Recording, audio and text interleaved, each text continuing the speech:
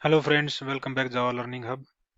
आज के सेशन में हम अपने कलेक्शन के नेक्स्ट टॉपिक को डिस्कस करेंगे, जो है एरे डी क्यू। जो क्यू इंटरफेस है उसको ये क्लास भी इम्प्लीमेंट करती है। लाइक हमारे जो लास्ट सेशन में हमने डिस्कस किया था हमारी प्रायोरिटी क्यू को। तो एरे डी क्यू क्या है हमारे कलेक्शन के अंदर, कैसे हम एरे डी को क्रिएट कर सकते हैं, कौन कौन से कॉमन मेथड्स हैं जो एरे डी क्यू के हम अपने प्रोग्राम के अंदर यूज कर सकते हैं, उसको आज हम थ्योरेटिकल और प्रैक्टिकली दोनों वे में डिस्कस करेंगे। तो एक बार थ्योरेटिकली डिस्कस करने के लिए अपने पीपीटी पे चलते हैं कि एरे डी क्यू एक्चुअल में है क्या हमारे जावा के अंदर। Array D Q in Java is a class that implements DQ interface, pronounced as DEC, which stands for double-ended queue.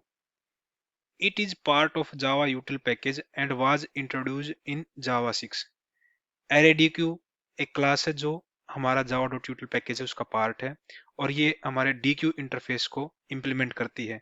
DQ interface हमारे Q इंटरफेस को एक्सटेंड करता है, और ये जावा 6 के अंदर इंट्रोड्यूस हुई थी।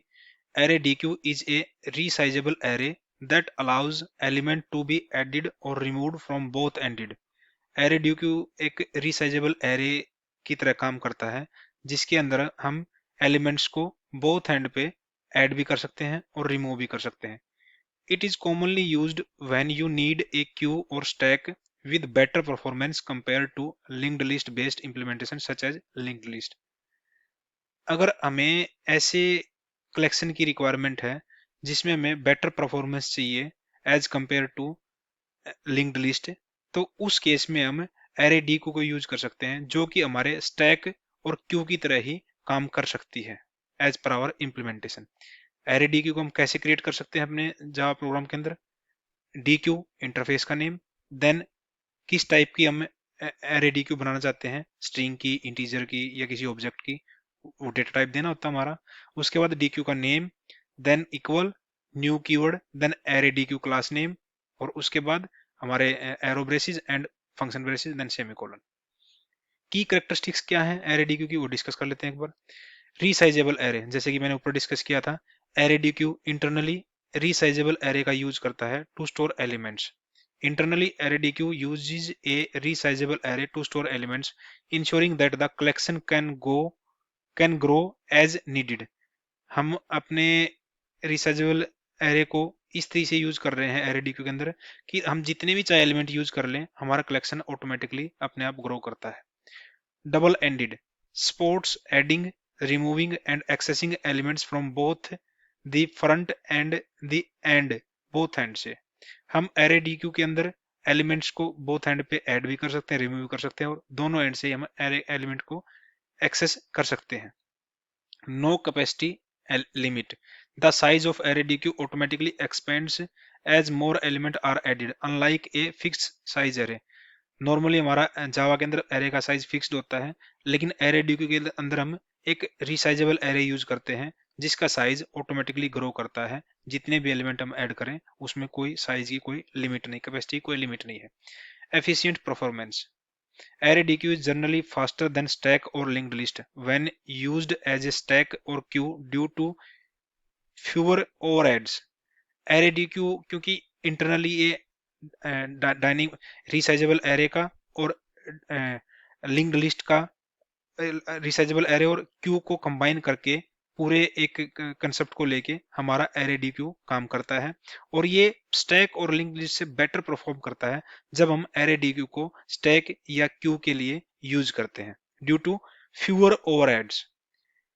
It does not support concurrent access, so it should not be used in a multi-threaded environment without external synchronization. Q के जितने भी हमने लास्ट सेशन में देखा था, हमने प्रायोरिटी क्यू भी बाय डिफॉल्ट हमारा नॉन सिंक्रोनाइज्ड है। नॉन सिंक्रोनाइज्ड है तो थ्रेड शेप नहीं है, थ्रेड शेप नहीं तो हम इसको मल्टी थ्रेड इन्वायरमेंट में यूज नहीं कर सकते। अगर इसको करना है तो मैं एक एक्स्ट्रा और ऐड करना पड़ेगा इसके ऊपर सिंक्रोनाइजेशन के लिए। No no null elements, ArrayDQ does not allow null elements as null is used as special value internally. ArrayDQ के अंदर भी हमें नल एलिमेंट को स्टोर नहीं करवा सकते, ये भी एक ArrayDQ का कॉन्स्टेंट है लाइक प्रायोरिटी क्यू के। बेसिक ऑपरेशंस क्या क्या परफॉर्म कर सकते हैं हम ArrayDQ के ऊपर? एडिंग एलिमेंट, हम इन चार मेथड के थ्रू हम अपने एरे डी क्यू के अंदर एलिमेंट ऐड कर सकते हैं। ऐड फर्स्ट, हम क्यू के फर्स्ट में फ्रंट में हम एलिमेंट ऐड करवा सकते हैं with the help of add first element से। Add last, add an element to the end of the queue, हम डी क्यू के एंड में ऐड लास्ट एलिमेंट मेथड से अपने एलिमेंट को ऐड करवा सकते हैं। Offer first, add an element to the front, returning true if successful, false if not. हम ऑफर फर्स्ट से भी एलिमेंट को अपने क्यू के फ्रंट में ऐड करवा सकते हैं, और ये अगर सक्सेसफुल होता है एलिमेंट ऐड होना तो हमें रिजल्ट देता है ट्रू, रिटर्न करता है, नहीं तो फॉल्स देता है। ऐसे ही ऑफर लास्ट के थ्रू हम अपने क्यू के डी क्यू के एंड में एलिमेंट को इंसर्ट करवा सकते हैं। रिमूविंग एलिमेंट, जैसे कि ऐड के 4 मेथड थे, रिमूव के भी हमारे पास 4 मेथड हैं एलिमेंट्स को रिमूव करवाने के लिए हमारे एरे डी क्यू में से। Remove first, removes and return the first element, throw no such element exception if the DQ is empty। Remove first से हम डी क्यू के फर्स्ट एलिमेंट को रिमूव और रिटर्न, रिमूव और रिटर्न, रिट्रीव भी कह लो या रिटर्न कह लो, करवा सकते हैं with the help of remove first element के। अगर हमारी क्यू एम्प्टी है तो उस केस में नो सच एलिमेंट एक्सेप्शन हमें थ्रो करेगा array D queue. Remove last, removes and returns the last element, throw no such element if the D Q is empty. ये हमारे एरे डी क्यू के front से element को remove कर रहा था, ये हमारे एरे डी क्यू के लास्ट एंड से एलिमेंट को रिमूव करता है और रिट्रीव करवाता है। Poll first, removes and return the first element और return null if the D Q is empty. Remove first की तरह ही पोल फर्स्ट भी हमारा काम करता है, जो कि एलिमेंट को हमारे एरे डी क्यू में से रिमूव भी करता है और रिटर्न भी करता है फर्स्ट एलिमेंट को। और अगर हमारी एरे डी क्यू एम्प्टी है तो उस केस में ये नल रिटर्न करता है, लेकिन रिमूव फर्स्ट हमें एक्सेप्शन थ्रो करता है अगर हमारी क्यू एम्प्टी है तो। Poll last, removes and return the last element और return null if the D Q is empty. Accessing element, ये एक्चुअली नेक्स्ट स्लाइड पे आएगा, हम एलिमेंट को कैसे एक्सेस कर सकते हैं अपने एरे डी क्यू के अंदर से। उसके लिए भी हमारे पास 4 मेथड हैं, हम एरे डी क्यू के अंदर से एलिमेंट को एक्सेस करवा सकते हैं इन 4 तरीके से। Get first, retrieves but does not remove the first element, throw no such element exception if dq is empty। get first से हम फर्स्ट एलिमेंट को रिट्रीव करवा सकते हैं अपने एरे dq को dq के अंदर से, लेकिन अगर हमारे q एम्प्टी है, dq एम्प्टी है तो उस केस में नो सच एलिमेंट एक्सेप्शन हमें थ्रो करेगा गेट फर्स्ट। ऐसे गेट लास्ट, हम लास्ट एलिमेंट को अपने dq से रिट्रीव करवा सकते हैं, लेकिन ये रिमूव नहीं करता, उस एलिमेंट को रिट्रीव करके देता है। और अगर हमारी क्यू एम्प्टी है तो no such element exception throw करता है गेट लास्ट मेथड भी। Peek first peek last, get first get last की तरह ही काम करते हैं, लेकिन ये क्या करते हैं एक्चुअल में, अगर हमारे एरे डी क्यू एम्प्टी है तो उस केस में ये नल रिटर्न करते हैं हमें, लेकिन गेट फर्स्ट गेट लास्ट हमारे को no such element exception throw करते हैं जब हमारी क्यू एम्प्टी है तो। पीक फर्स्ट पीक लास्ट भी हमारे एलिमेंट को रिट्रीव करके देता है, लेकिन ये रिमूव नहीं करता हमारे डी क्यू में से एलिमेंट को। ऐसे ही पीक लास्ट हमें लास्ट एलिमेंट रिट्रीव करके देता है। कॉमन यूज केसेस क्या है हमारे, स्टैक इंप्लीमेंटेशन, हम एरे डी क्यू को as a stack implementation use कर सकते हैं बाय यूजिंग एड फर्स्ट या पुश एंड रिमूव फर्स्ट या pop. Array D Q can be used as a stack, हम एरे डी क्यू को as a stack use कर सकते हैं इन मेथड्स को यूज करके। Queue implementation, array D Q को हम एज ए क्यू भी यूज कर सकते हैं by using add last, offer last and remove first, poll first. Array D Q can be used as queue. जैसे कि हमने लास्ट स्लाइड में डिस्कस किया था कि एरे डी क्यू हमारी बेटर परफॉर्मेंस देती है एज कंपेयर टू स्टैक और क्यू, जब हम एरे डी क्यू को एज ए स्टैक और क्यू के तौर पे इंप्लीमेंट करके यूज करते हैं। इंपोर्टेंट नोट से कुछ एरे डी क्यू के बारे में क्या है। Array DQ is not thread shape, so if you need to use it concurrent environment, consider using collections.synchronized DQ or other thread shape alternative like concurrent linked DQ। ये जैसे कि हमने last slide में डिस्कस किया था, array DQ by default not thread shape है, not thread shape है तो ये नॉट सिंक्रोनाइज भी है। नॉट सिंक्रोनाइज है तो हम इसको सिंक्रोनाइजेशन वे में अपने मल्टी थ्रेड इन्वायरमेंट में यूज नहीं कर सकते इसको। अगर इसको यूज करना है तो हमें इसके साथ collections dot synchronize DQ method को परफॉर्म करवाना पड़ेगा हमारे कलेक्शन के ऊपर, या फिर इसका alternate concurrent linked DQ use कर सकते हैं। It generally more efficient than linked list, when used as a queue or stack due to better cache performance and lower memory overhead.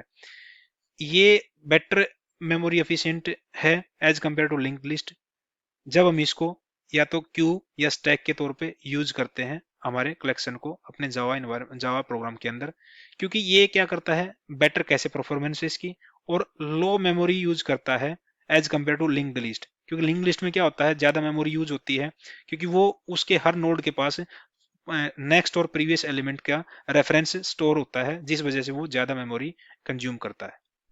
Advantage of array D queue की क्या है advantage?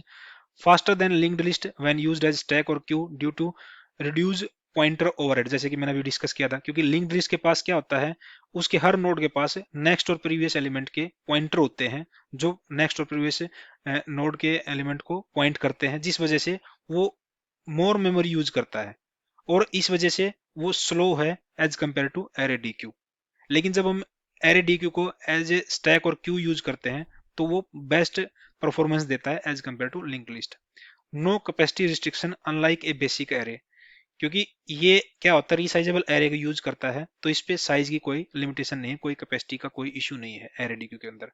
Resizable array implementation ensures efficiency for most use cases, क्योंकि कोई भी case आ जाए कितने भी element हो कितना बड़ा डेटा हो हमारे पास तो उस केस में ये रिसाइजेबल एरे के कारण हमारे हर केस में ये एफिशिएंट होता है array DQ as compare to other collection.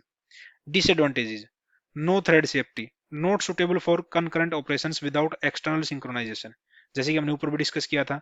क्योंकि ये बाय डिफॉल्ट नॉट सिंक्रोनाइज्ड है, नॉट सिंक्रोनाइज्ड थ्रेड शेप नहीं है, थ्रेड शेप नहीं है तो हम इसको कंकरेंट इन्वायरमेंट में यूज नहीं कर सकते, मल्टी थ्रेड इन्वायरमेंट में यूज नहीं कर सकते। अगर करना है तो हमें एक्सटर्नल सिंक्रोनाइजेशन परफॉर्म करवानी पड़ेगी with the help of collections dot synchronized D queue method के through. No null element, adding null will throw a null pointer exception, ये भी हम लास्ट स्लाइड में डिस्कस कर चुके थे। क्योंकि एरे ड्यू के अंदर नल एलिमेंट को हम सेव नहीं करवा सकते, अगर करवाते हैं तो वो नल पॉइंटर एक्सेप्शन हमें थ्रो करेगा। Array DQ is a powerful flexible tool when you need a double-ended queue for non concurrent application. अगर हमें मल्टी थ्रेड इन्वायरमेंट में ना यूज करना हो एरे DQ को तो ये पावरफुल और फ्लेक्सिबल टूल है as compare to other collection of Java. तो ये थ्योरेटिकली हमने एरे DQ को डिस्कस कर लिया, कौन कौन से कॉमन मेथड्स हैं एरे DQ के, कैसे हम एलिमेंट को ऐड करवा सकते हैं, कैसे एलिमेंट को रिमूव करवा सकते हैं, कैसे रिट्रीव करवा सकते हैं, क्या बेस्ट यूज केसेस हैं एरे DQ के। हमने यहाँ पे सारी चीजें डिस्कस करी थ्योरेटिकली। अब इसको प्रैक्टिकली समझने के लिए एक बार अपने विजुअल स्टूडियो पे चलते हैं और एक प्रोग्राम बनाते हैं एरे DQ का और उसके थ्रू समझते हैं कि हम एरे DQ के ऊपर कौन कौन से मेथड्स परफॉर्म करवा सकते हैं और कैसे करवा सकते हैं। तो एक क्लास क्रिएट करते हैं यहाँ पे, क्लास क्लास का नेम दे देते हैं वर्किंग ऑफ एरे DQ। ये भी जावा डॉट यूटिल का पार्ट है तो हम अपने पैकेज को इंपोर्ट करते हैं, import Java dot यूटिल dot star.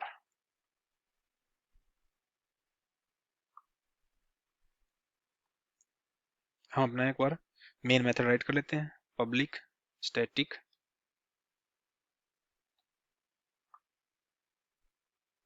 void main string args और यहाँ पर हम अपनी एक एरे DQ क्रिएट कर लेते हैं, creating an array DQ to perform common methods. कैसे कर सकते हैं हम DQ, देन किस टाइप की हमें एरे DQ बनानी है, हम स्ट्रिंग टाइप की एरे DQ बना लेते हैं यहाँ पे स्ट्रिंग और यहाँ पे बना लेते हैं नेम DQ। उसके बाद न्यू कीवर्ड, फिर हमारे DQ को इंटरफेस को इंप्लीमेंट कौन सी करती है एरे DQ क्लास, तो एरे DQ क्लास का name, then arrow braces, then function braces, then semicolon. ऐसे हम अपने एरे DQ को क्रिएट कर सकते हैं। ये एरे DQ को क्रिएट करने का सिंटैक्स है। हम अब एरे DQ के अंदर एलिमेंट ऐड कर सकते हैं, adding elements in array DQ। कैसे कर सकते हैं, तीन चार मेथड हमारे पास। जैसे कि name D Q dot add से हम एलिमेंट ऐड कर सकते हैं। यहाँ पर डाल देते हैं हम हरीश। देन हम name D Q dot offer से भी हम कर सकते हैं। क्या कर सकते हैं यहाँ पे, करण। हम name D Q dot add first भी कर सकते हैं, जिससे हमारा एलिमेंट फर्स्ट पोजीशन पे ऐड हो जाएगा। यहाँ पे डाल देते हैं अरुण। हम name D Q dot offer last भी कर सकते हैं, जिससे हमारा एलिमेंट लास्ट में ऐड हो जाएगा। यहाँ पे डाल देते हैं पवन। हम क्या कर सकते हैं, ऐड लास्ट भी कर सकते हैं, डॉट ऐड लास्ट। और यहाँ पे हम क्या डाल देते हैं, मनोज। ये 4-5 मेथड है जिसके थ्रू हम अपने एरे डीक्यू के अंदर एलिमेंट्स को ऐड कर सकते हैं। अब हम एक बार अपने एरे डीक्यू प्रिंट करवा लेते हैं। System dot out dot println elements of array DQ are क्या है, plus named DQ, name DQ.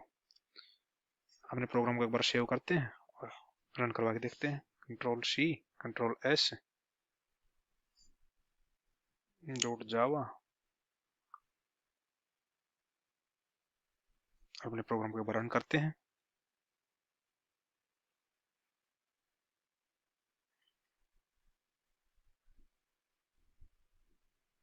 ये हमने ऐड करवाए थे, अरुण, हरीश, करण, पवन, मनोज।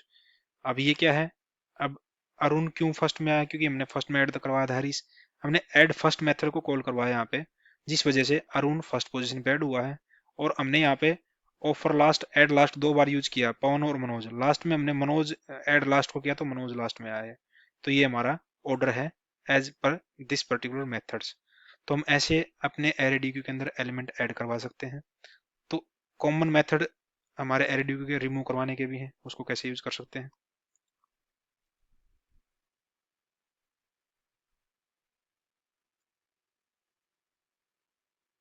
रिमूव एलिमेंट्स फ्रॉम एरेडीक्यू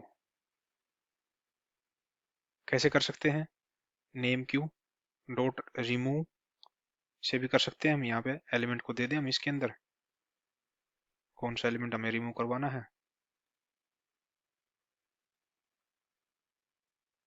यहाँ पे दे दिया मैंने, मनोज को रिमूव करवा देते हैं।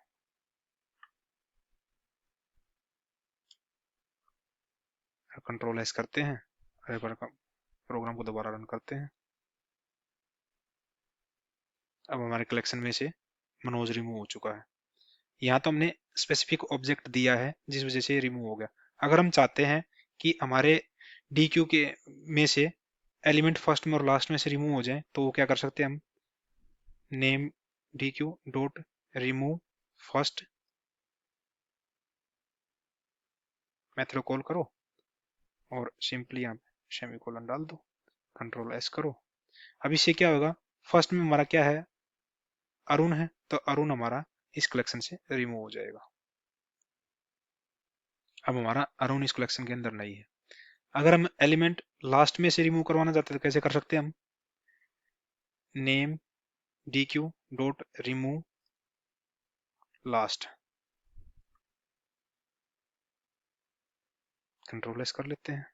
लास्ट में हमारा क्या है, इसमें पवन है, तो पवन हमारा रिमूव हो जाएगा। इसमें से पवन रिमूव हो गया क्योंकि हमने अरुण वाली लाइन को कमेंट कर दिया था, इसलिए हमारा अरुण है इसमें, लेकिन अब पवन रिमूव हो गया। हम चाह रहे हैं कि एलिमेंट यहाँ से लिस्ट से रिमूव भी हो जाए और रिट्रीव होके हमें एज आउटपुट हमें कंसोल में मिले, तो क्या कर सकते हैं, fetch and remove element from array D Q. कैसे कर सकते हैं हम? System dot out dot print L N fetch करन फ्रॉम, नहीं ये तो फिर फर्स्ट और लास्ट लेता है वो हमारा, अगर पोल फर्स्ट और पोल लास्ट लेंगे तो वो कर सकता है। तो कैसे करेगा? या तो हम सिंपली अगर पोल का भी यूज कर सकते हैं इसमें, हम कैसे करेंगे? हम फेच करन फ्रॉम एरे डी क्यू, कैसे कर सकते हैं हम? नेम्ड डी क्यू डॉट पोल,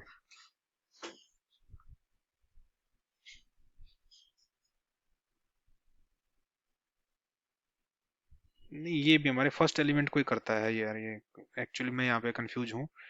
क्या आपको कंफ्यूज नहीं होना है, हमें एलिमेंट अगर रिमूव करवाने हैं फर्स्ट और लास्ट से तो ये पोल फर्स्ट पोल लास्ट ही यूज कर सकते हैं हम यहाँ पे। तो इसमें क्या होगा? फेच फर्स्ट एलिमेंट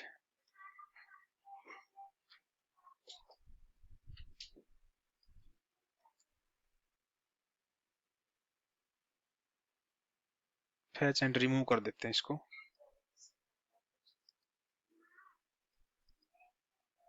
तो कैसे कर सकते हैं हम इसको? क्या होएगा? नेम्ड डी क्यू डॉट पोल फर्स्ट,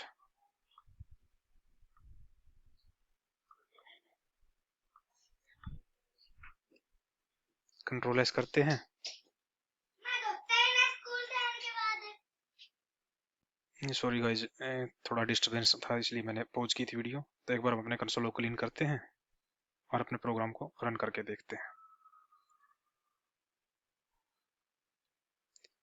अब ये क्या हुआ है, इसने हमारे पोल फर्स्ट ने क्या किया है, हमारा जो कलेक्शन का या एरे डी क्यू का फर्स्ट एलिमेंट था अरुण था, वो हमें रिट्रीव करके भी दे दिया और हमारे इस एरे डी क्यू की लिस्ट में से रिमूव भी कर दिया।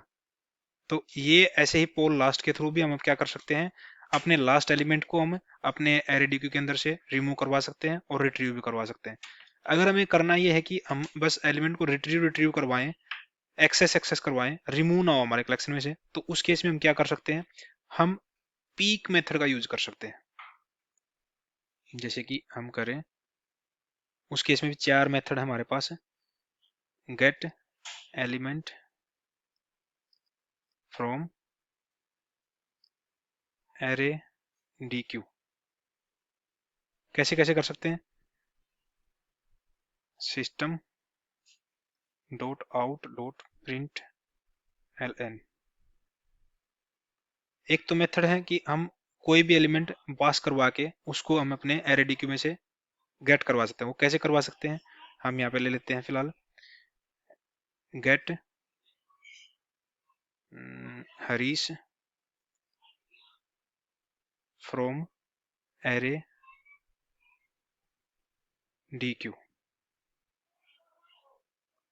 कैसे कर सकते हैं हम उसको? Named D Q dot get element में हम यहाँ पे उसका नेम दे सकते हैं। क्या नेम दे सकते हैं हम यहाँ पे? हरीश।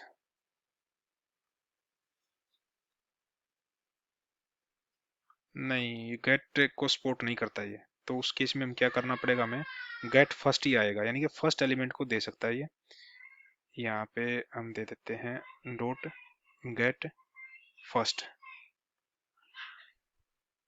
हम यहाँ पे क्या पास करवा सकते हैं एलिमेंट? नहीं, इसके अंदर हम कुछ पास भी नहीं करवा सकते। तो इसका मतलब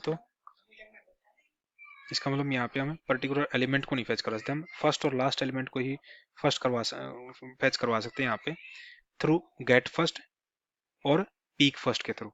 अब ये क्या करेंगे, हमें एलिमेंट रिट्रीव रिट्रीव करके दे सकते हैं लेकिन रिमूव नहीं करेंगे, लाइक पोल। जैसे हमने ऊपर देखा था, पोल फर्स्ट से क्या हो रहा था, हमारा एलिमेंट रिमूव भी हो रहा था कलेक्शन से और रिट्रीव भी हो रहा था। ओनली हमें रिट्रीव रिट्रीव करवाना, तो हम क्या कर सकते हैं, गेट फर्स्ट या फिर पीक फर्स्ट मेथड का यूज कर सकते हैं। तो एक काम करते हैं यहाँ पे, हम एक बार get first element from array D queue, control S करते हैं और अपने प्रोग्राम को रन करवाते हैं एक बार।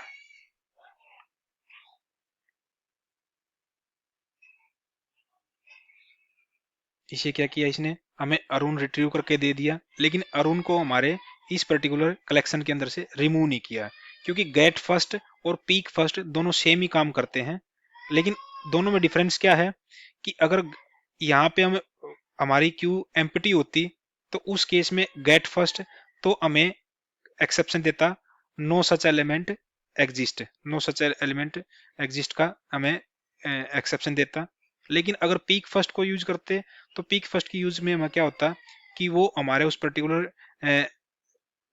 कलेक्शन में से उसको सर्च करता उस पर्टिकुलर एलिमेंट को, अगर नहीं मिलता और या अगर हमारे क्यू एम्प्टी है तो उस केस में हमें नल देता रिटर्न करके हमें।